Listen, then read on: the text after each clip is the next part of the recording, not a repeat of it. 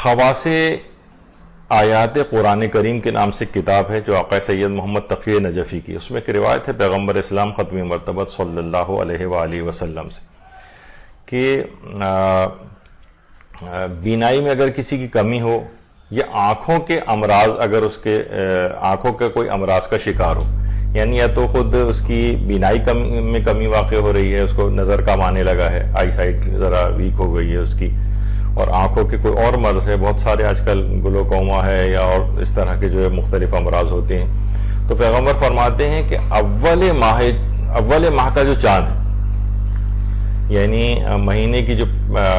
پہلی تاریخ کا چاند ہوتا ہے، اگر کوئی شخص اپنی آنکھوں پر ہاتھ رکھ کر 10 مرتبہ سورہ الحمد خلوص نیت کے ساتھ پڑھے، اپنی آنکھوں پر ہاتھ رکھ کر 10 مرتبہ سورہ الحمد اول ماہ کا چاند کو دیکھے، اس کے بعد آنکھوں پر ہاتھ رکھ کے 10 مرتبہ سورہ الحمد خلوص نیت کے ساتھ پڑھے، اس کے بعد 3 مرتبہ سورہ اخلاص پڑھے، اور پھر 7 مرتبہ یہ کہے یا رب قوّ بصری، یعنی اے پروردگار میری آنکھوں کے جو بصارت ہے اس میں قوت عطا فرما، پھر کہے اللہم اکف انت الکافی، اللہم اکف انت الکافی، اللہم عاف انت المعافی، بس ایک یہ جملہ کہنا ہے، آسانی سے اس کو کہا جا سکتا ہے۔ تو پیغمبر فرماتے ہیں اس کی بینائی میں اضافہ ہو جائے گا اور اس کی جو بھی آنکھوں کی بیماری ہے وہ صحت مندی سے بدل جائے گی۔ اللہم صلی علی محمد وآل محمد۔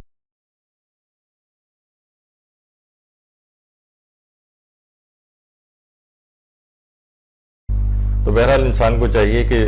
یہودی عیسائی ڈاکٹر پہ تو اس کو بہت بھروسہ ہو جاتا ہے، لیکن پیغمبر اسلام کے قول کے اوپر اس کو شک و شبہات رہتے ہیں، تو یہ مومنین کی آج کل بعض مومنین کی حالت اظہار ہو گئی ہے۔ تو بہرحال مکمل اعتقاد کامل کے ساتھ یہ طریقے خود پیغمبر نے بتائے ہیں، ائمہ معصومین نے بتائے ہیں۔ اچھا، ان چیزوں کے پیچھے ایک راز بھی ہے کہ ہمیشہ جو یہ اس طرح کی چیزیں جو بتائی گئیں کہ پیغمبر یا ائمہ کے پاس جو بھی افراد آتے تھے، یہ تو نہیں کہ وہ فقط عادل افراد کو بتایا کرتے تھے یہ چیزیں، ہر قسم کے افراد ان کے پاس آتے تھے، غیر عادل بھی ہوتے تھے،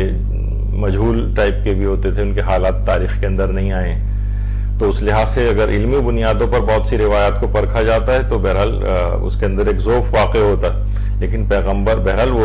وہ اس سورے کے فضائل کے اعتبار سے، کسی آیت کے فضیلت کے اعتبار سے وہ چیز بیان تو ہوئی ہے، اور یہ تو نہیں ہوگا کہ پیغمبر یا ائمہ فقط اور فقط صرف اور صرف عادل افراد سے یہ چیزیں بیان کریں۔ کوئی مریض آیا وہ غیر عادل بھی ہو تو وہ بیان کرتے تھے، لیکن ظاہر جس سلسلہ جو چینز کا چلے گا اس میں روایات کے راویوں کا، اس میں مثلا وہ ایک ایسا بھی آ جائے گا کہ جو گناہگار ہے، جس کا حال صحیح طور پر معلوم نہیں ہے، تو روایت علمی بنیادوں پر ضعیف ہو جائے گی، لیکن اس کا ذوف اس فضیلت سے انکار کرنے کا سبب نہیں بنے گا، یعنی آپ اس سورے کو اس چیز کے لیے تب بھی پڑھ سکتے ہیں۔ تو لہٰذا اس قسم کی چیزوں کے لیے غیر ضروری طور پر ان رجال کے مباحث کو لے کر آنا ایک غیر ضروری کام ہے۔ آنکھوں اور سر کی بیماریوں کا علاج بھی اس کے اندر ہے، یہ بھی چھٹے امام فرماتے ہیں کہ جب پیغمبر اسلام ختم مرتبت صلی اللہ علیہ وآلہ وسلم، اللہم صلی علی محمد وآل محمد، جب بیمار ہوتے تھے یا آپ کو کبھی سر درد کی شکایت ہوتی تھی تو آپ اپنے دونوں ہاتھوں کو بلند کر کے سورہ الحمد پڑھتے تھے، سورہ فلق اور سورہ ناس کی تلاوت فرماتے تھے، اور اس کے بعد اپنے دونوں ہاتھوں کو اپنے چہرے مبارک پر مل لیتے تھے، تو جس بھی مشکل میں گرفتار ہوتے تھے وہ فوراً حل ہو جاتی تھی۔ بیار الانوار کی جلد نمبر 92 میں روایت ہے۔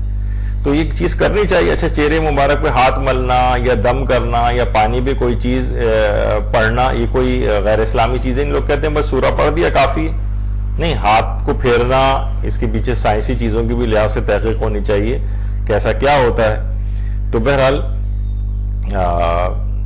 آنکھ اور سر کی بیماریوں کے علاج کے لحاظ سے یہ بڑی مجرب چیزیں